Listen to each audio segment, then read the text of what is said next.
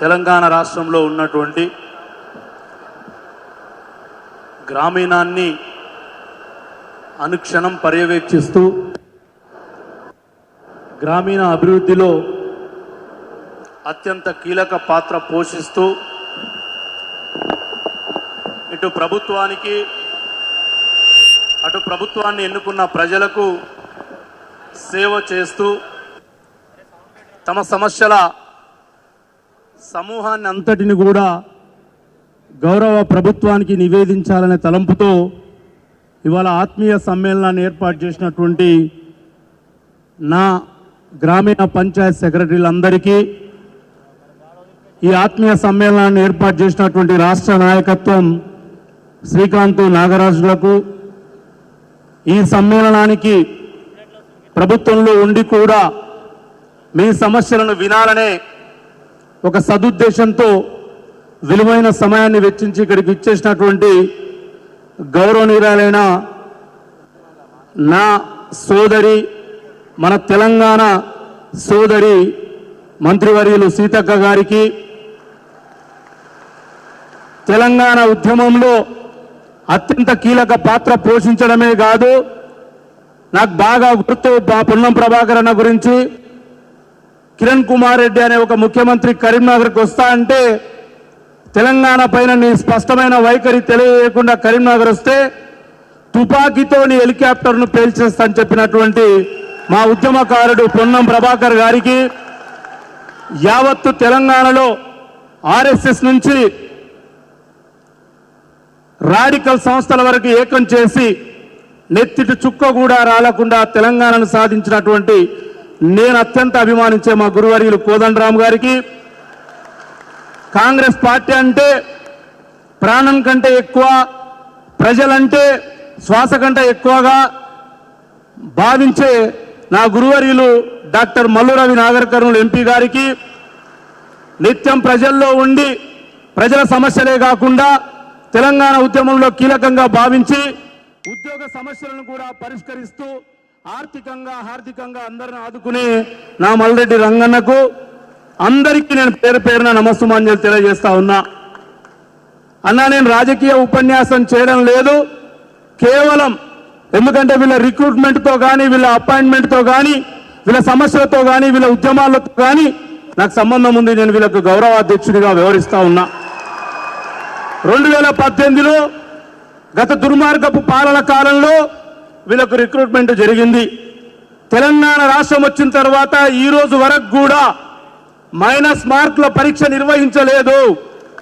కేవలం వీళ్లకు మాత్రమే మైనస్ పరీక్షలు నిర్వహించినటువంటి గత దుర్మార్గ పాలనలో 9355 మంది మైనస్ మార్కులతో సెలెక్ట్ అయినటువంటి గ్రామీణ కార్యదర్శులు వీళ్ళు. ఇవాళ మనం మొన్న నిర్వహించిన గ్రూప్ 1, గ్రూప్ 2 కూడా మైనస్ మార్కులు లేవు, వీళ్ళకు మాత్రం మైనస్ మార్కులు. కేవలం డిగ్రీ పాస్ అయిన వాళ్ళే కాదు, ఇవాళ బీటెక్లు, ఎంటెక్లు, పిహెచ్డీలు, ఎంఫిల్లు, డబుల్ ఎంఏలు, డబుల్ పిహెచ్డీలు చేసిన వాళ్ళు కూడా ఇక్కడ ఆసీనులైనటువంటి నా సోదరులు ఇలా జూనియర్ పంచాయత్ సెక్రటరీగా కొనసాగుతూ ఉన్నారు.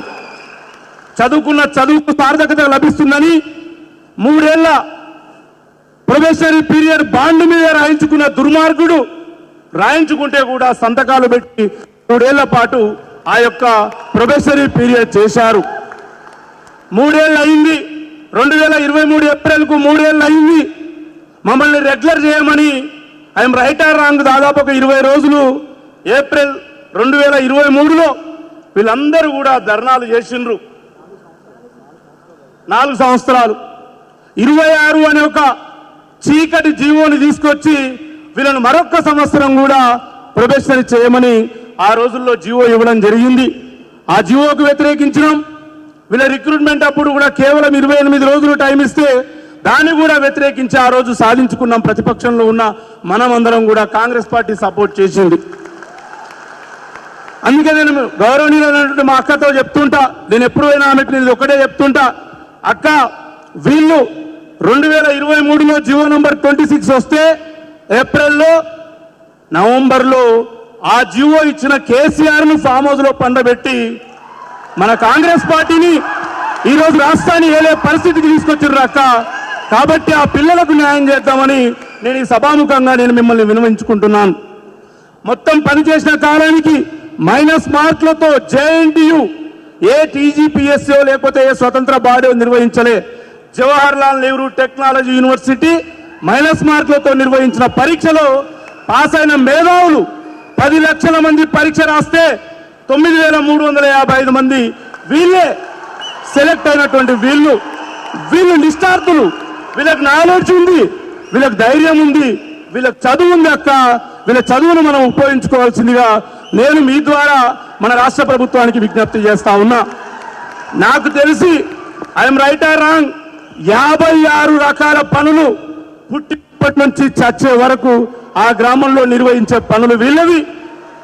మనము సెప్టెంబర్ 16, 2023లో ఏదైతే మల్రెడ్డి రంగన్న కల్పించిన సోనియా గాంధీ గారు వచ్చినటువంటి వేదిక మీద 6 గ్యారంటీలు, వాటిలో కొన్ని సబ్సిక్వెన్స్ గ్యారంటీలు ఏవైతే ఉన్నావో అవి ఈరోజు అమలు పరుస్తున్నది ఎవరో కాదక్క, ఓ చీఫ్ సెక్రటరీ కాదు, ఓ పంచాయత్ సెక్రటరీ కాదు, వీళ్ళు అమలు పరుస్తున్నారు గ్రామాల్లో. వీళ్ళ కృషి వల్ల, వీళ్ళ చెమట వల్ల ఇవాళ మన ప్రభుత్వానికి మంచి పేరు వస్తుందక్క. కాబట్టి వాళ్ళని ఆదుకునే బాధ్యత కూడా మనమే తీసుకోవాలని మా ఉద్యమకారుడు మా పొన్నమన్న, నేను ఏబీవీపీలో తిరిగేటప్పుడు ఆయన ఎన్ఎస్యుఐ ప్రెసిడెంట్, అప్పటి నుంచి నాకు అన్న ధైర్య సాహసాల గురించి తెలుసు. కాబట్టి వీళ్ళని ఆదుకుందాం. వీళ్ళతో పాటు ఎక్కడైతే 9,355లో కొంతమంది మిగిలిపోయిండ్రు వారిని ఈరోజు అవుట్ సోర్సింగ్ పంచాయత్ సెక్రటరీలుగా 1,104 మందిని అట్లే పెండింగ్ లో పెట్టిండ్రు.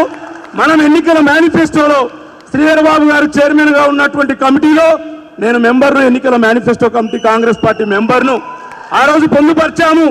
నేను మీ దగ్గరికి చాలా సార్లు వస్తే పని తీరిక లేకున్నా మీరు స్పందించారక్క. ఆ 1,100 మిగిలిపోయిన వాళ్ళకు కూడా స్పోర్ట్స్ కోటా వాళ్ళకు కూడా గౌరవ చంద్రశేఖర్ రెడ్డి గారు ఐఏఎస్తో కూడా మనం మాట్లాడినాం. వాళ్ళకి ఇచ్చే విధంగా కూడా చేద్దామని నేను మీతో విజ్ఞప్తి చేస్తా ఉన్నా. ఈరోజు రాజీవ్ వికాసం అయితేనేమి ఏ ప్రభుత్వం తీసుకునే ఏ పనైనా చేసేది ఎవరంటే వీళ్ళే. గత 16 నెలలుగా గ్రామాల్లో సర్పంచులు లేరు, గత 15 నెలలుగా సర్పంచులు లేరు, గత సంవత్సర కాలంగా ఎంపీటీసీలు జెడ్పీటీసీలు లేరు. కానీ ఈ 16 నెలల కాలం వాళ్ళ సొంత జేబుల నుంచి డబ్బులు వెచ్చించి మంత్రి గారు అక్క వినాలి వాళ్ళ సొంత జేబుల నుంచి కూడా 16 నెలలుగా సర్పంచులు లేరు, గత జూలై నుంచి ఎంపీటీసీలు జెడ్పీటీసీలు లేరు. వాళ్ళ సొంత జేబుల నుంచి డబ్బులు ఖర్చు పెట్టుకొని 24/7 డ్యూటీ చేస్తా ఉన్నారు. వారు మరి మీకు చెప్పిందో లేదో నాకు తెలియదు, కానీ వాళ్ళకి డ్యూటీ మీద కూడా ఒత్తిళ్లు ఉన్నాయి. వాళ్ళకంటూ అదేదో ఫేస్ రికార్డింగ్ అని చెప్పేసి వాళ్ళు 24/7 ఎమర్జెన్సీ డ్యూటీ అక్క వాళ్ళది. వాళ్ళకంటూ మనం జాబ్ చార్ట్ ఏం పెట్టాల్సిన అవసరం లేదు. ఆ ఊరంటేనే పంచాయత్ సెక్రటరీ. కాబట్టి మీరందరూ కూడా మీకు ఎన్ని పనులున్నా రాష్ట్రం మొత్తం కూడా యూనిట్గా మీరు పనిచేయాలి. గౌరవ పొన్నమన్న కూడా చెప్తా ఉన్నా, పొన్నమన్న అన్న మీకు కూడా చెప్తా ఉన్నా, వాళ్ళంటేనే గ్రామాలంటేనే ప్రభుత్వం. ఒక 1,104 మంది అవుట్ సోర్సింగ్ పంచాయత్ సెక్రటరీలు ఉన్నారు. వాళ్ళు కూడా జేఎన్టీయు మైనస్ పరీక్ష రాసిన వాళ్ళే. వాళ్ళు ఏదో ఉట్టిగా తీసుకున్న వాళ్ళు కాదు. వాళ్ళకు మనం మాట ఇచ్చాం. మన మేనిఫెస్టోలో 17వ పేజీలో 8వ నంబర్ వాళ్ళ సమస్యనే.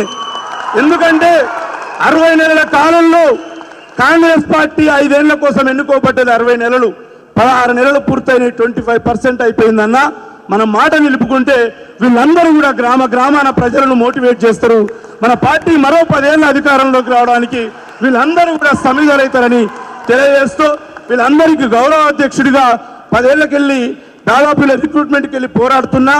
ఆ చనువుతో ప్రభుత్వంలో కూడా ఉన్న పార్టీలో నేను మెంబర్గా ఆ చనువుతో మీకు చెప్తా ఉన్నా, అన్యదా భావించకుండా ఆ పిల్లల సమస్యలన్నీ కూడా పరిష్కరించాల్సిందిగా కోరుతూ, వాళ్ళకి ఈఎల్ సౌకర్యం లేదు, ఎర్రూ సౌకర్యం లేదు, ఈహెచ్ఎస్ సౌకర్యం లేదు.